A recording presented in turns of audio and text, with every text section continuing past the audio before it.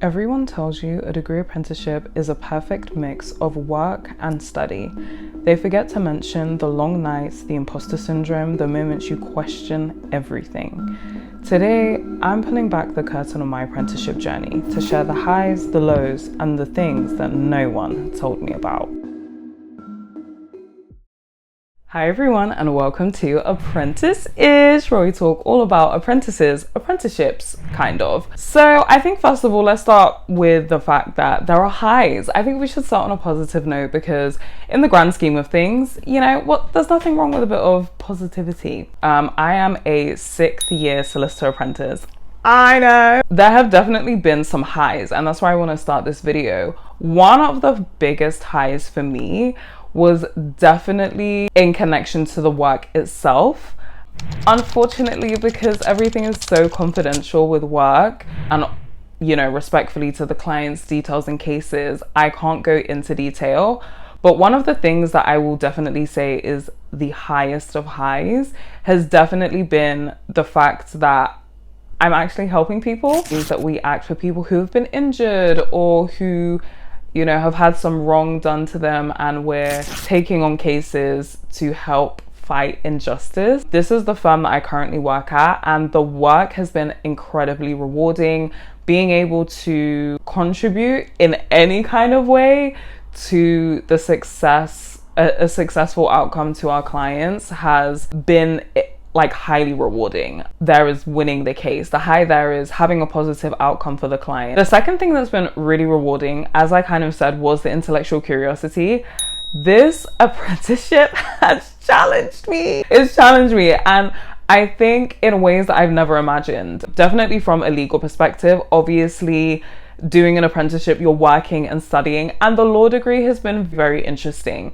I dropped out of university, and I dropped out of uni for a few different reasons, I'm not gonna lie. But I actually have a video about it on my channel, so I'll link it in the iCards.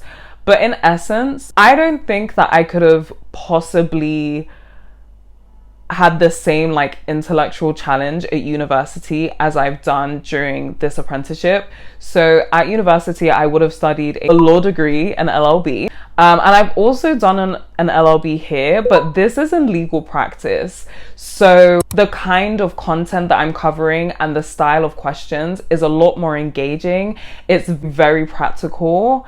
For example, I genuinely feel like I could read somebody's will and understand what it's saying. I'm not saying that I'm, qualified or I can give legal advice, but I can actually understand, the degree is not just, here's lots of critics and what do you think about it and get loads of different sources. It's in a real life situation, would you be able to do X, Y, and Z? Do you understand the facts of this case? And I think it very beautifully interlinks with SQE1 and SQE2, which are the qualification exams I need to fully become a solicitor.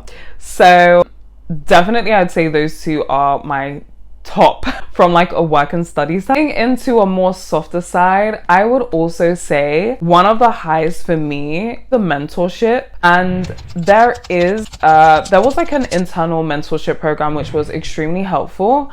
But then I think even naturally taking on different people's advice and going to people who are far more qualified than I am, or who have switched careers or who have switched back into law, I think just being able to have a breadth of information and kindness and knowledge and advice that I have available to me has been one of the highs, because one of the benefits of being an apprentice is just being able to learn and to soak up all of this information. And I found that especially in my first apprenticeship, which is why I was like, this is definitely the route for me.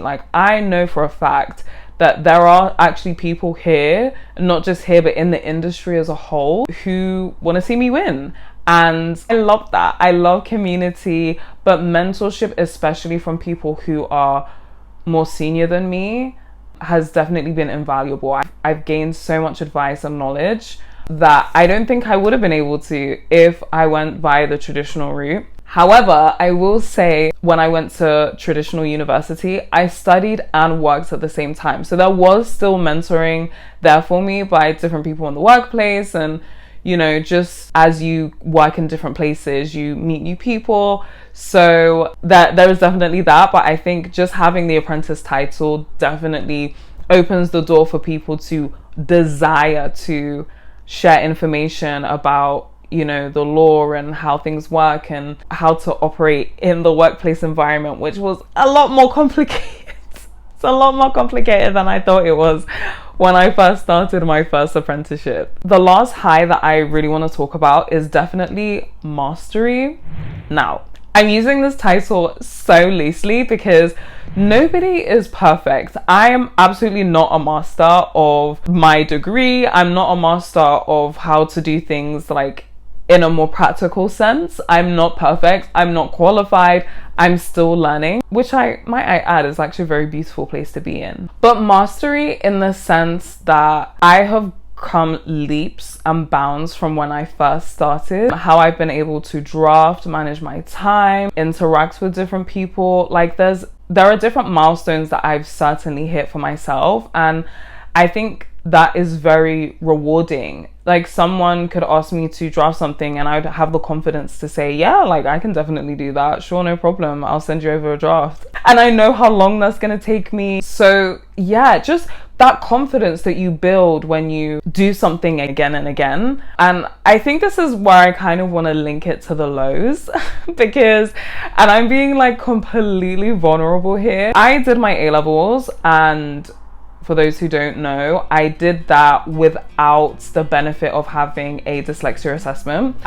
Since I started this program, I have had a dyslexia assessment which has confirmed that I do have dyslexia. And to be honest with you, I don't think that I would have thought that having the assessment or having the extra time or the benefits that are attached to, you know, having a dyslexia report would have made a huge difference. But actually understanding how I operate as a person, how I best receive information, how I best communicate and produce work has been so insightful. But I linked it to the lows because honestly, when I read the dyslexia assessment, it was very discouraging.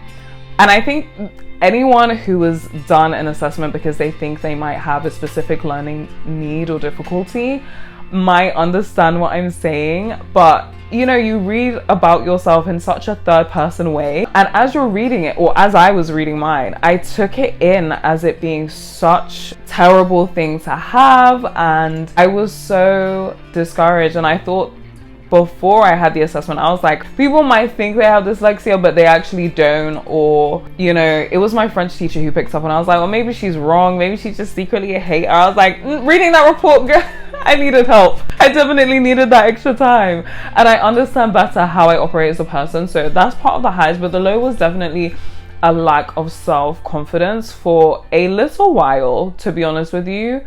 And it appeared in my actions, and I don't think that I knew it was a low for me until I started to come out of that place. Partnering with fear has been, I think, after reading that report, for me, this is like a huge moment. At first I was in denial, I'm not gonna lie, but I think the more I became aware of it, the more I noticed my mistakes, and I really honed in on those things rather than trying to create an environment where I'm able to work and operate in the best way possible. I was very negative about it. I started to develop some quite self-critical, you know, self-talk. And to be honest with you, in the grand scheme of things, I was determined when I started the apprenticeship that I was definitely going to finish with a first-class law degree. Thank God I did. Amen. But also, I think I could have gone about it in a different way, because one thing about imposter syndrome, or even just partnering with fear as a whole, and I have a whole video about coming out of fear as an apprentice, is because it will literally determine how you speak, how you allow other people to speak to you, how you interact with work. Sometimes when you feel insecure, when you're partnering with fear, when you're allowing that to control the narrative of your experience, you will literally, you might not have the same signs as me, but I know for myself, I definitely spent way too much time working, trying to prove myself to myself. Like, this is not even to, you know, show another person like you're wrong about me. This is literally just an internal battle I'm having with me. Overworking to the extreme, not even like to do with work specifically, although that was a portion. Projects that I was in, going to trying to do everything and be all things to all people. It informed the opportunities I took or didn't take. It informed, you know, how I even interact with my work colleagues and whether I feel like I absolutely had to because of this need to be liked. And I mean, in all honesty, I think the workplace can be quite intimidating when you're first starting your apprenticeship, but over time, you know, hopefully that should change, and hopefully you're in a really lovely team where people are really supportive and encouraging. Unfortunately, that's not always the case for everyone, so let me just say that I will definitely say partnering with fear was one of my biggest mistakes, and I say that as an overarching theme because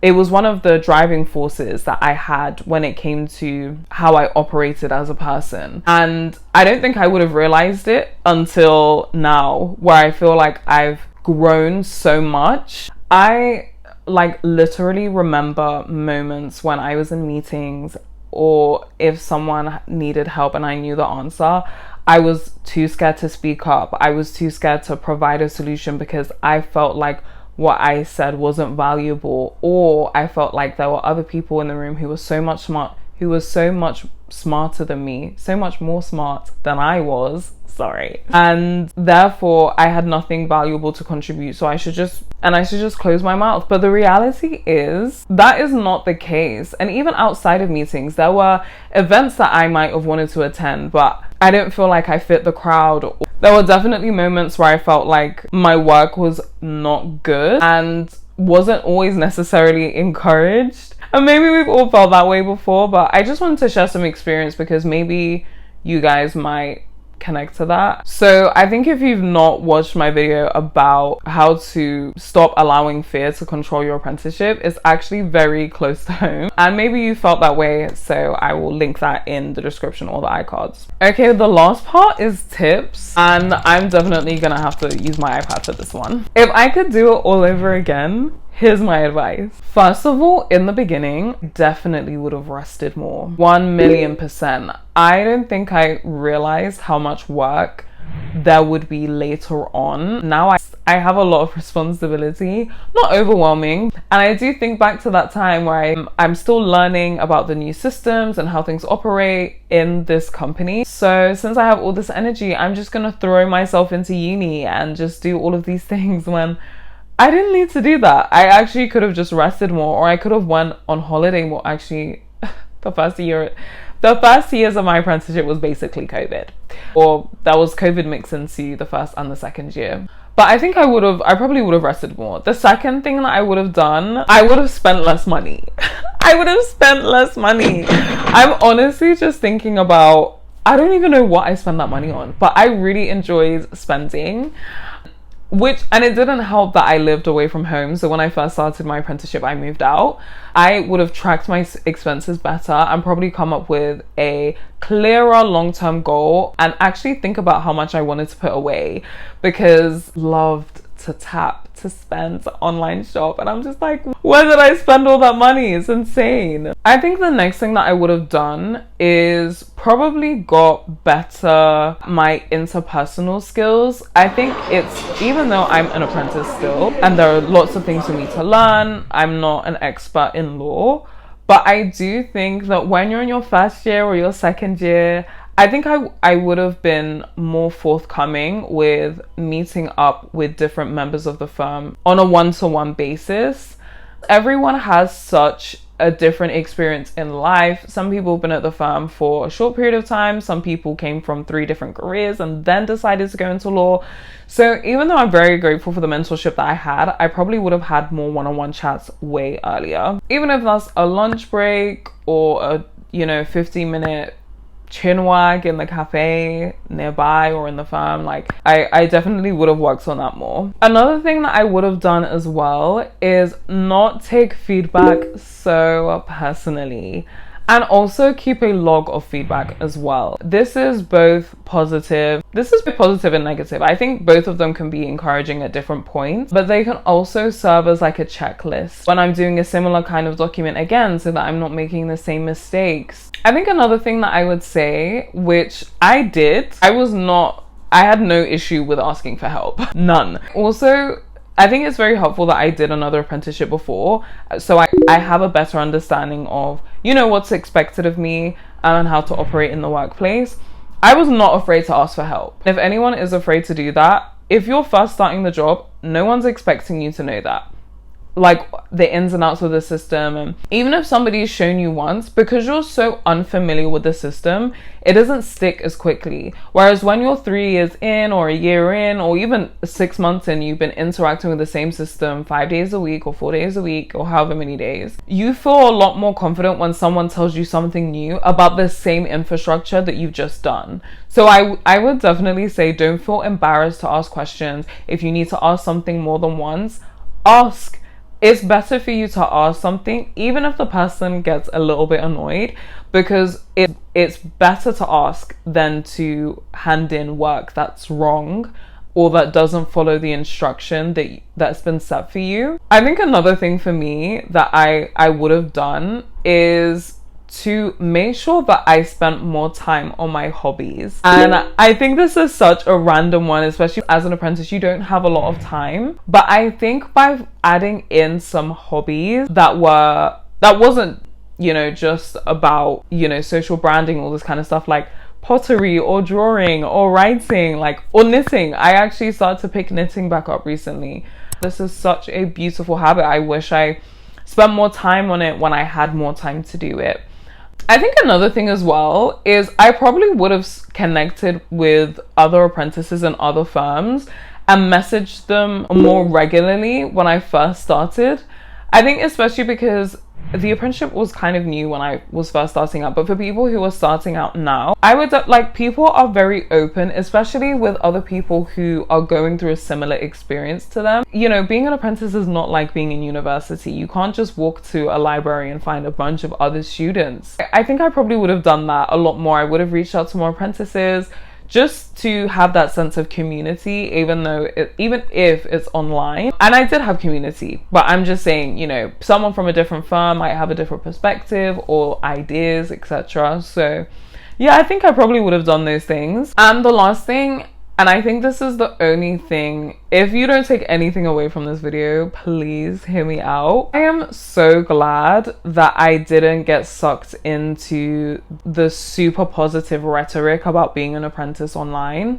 Only because I think I would have been like frustrated. I'm not sure that the challenges and difficulties of being an apprentice is well communicated online specifically. And you know, I'm obviously in the legal profession, so it's very different and it's a very long process for me. I will no longer be an apprentice basically by the end of the year, even though I still have another exam, my final qualification exam in January, because that's kind of just how it's set out. And I think because I've been in it for so long, I obviously know what to expect.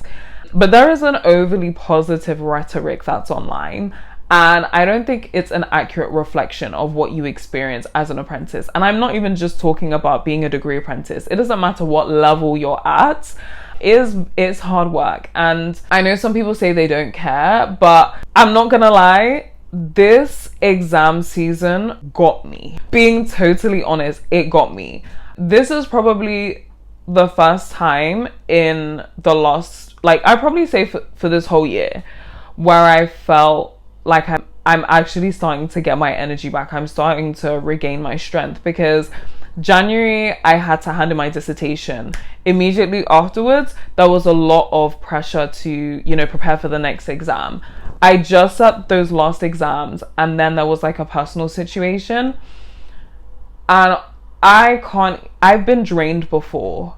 But I think over the years, maybe things have just been building up. Like, I would love to go on a 3-month holiday. I would love to go on a 3-month holiday. But being like really serious, I don't think there is nobody else, no one in any other position, whether they're taking the same exams as you or not, that can understand the impact or the toll of being an apprentice. And I say it in that way, not to be negative, not to be discouraging, but to be honest, because I do think that there are some things that you can't prepare for being an apprentice. There are some people that you'll never expect to interact with. There are some experiences that you may never expect to have. And sometimes, and I actually heard this in a sermon, the hardest hits are the ones that you don't see coming. Now, I already knew, especially because my apprenticeship is so long, that it was going to be a challenge. It was going to be a challenge.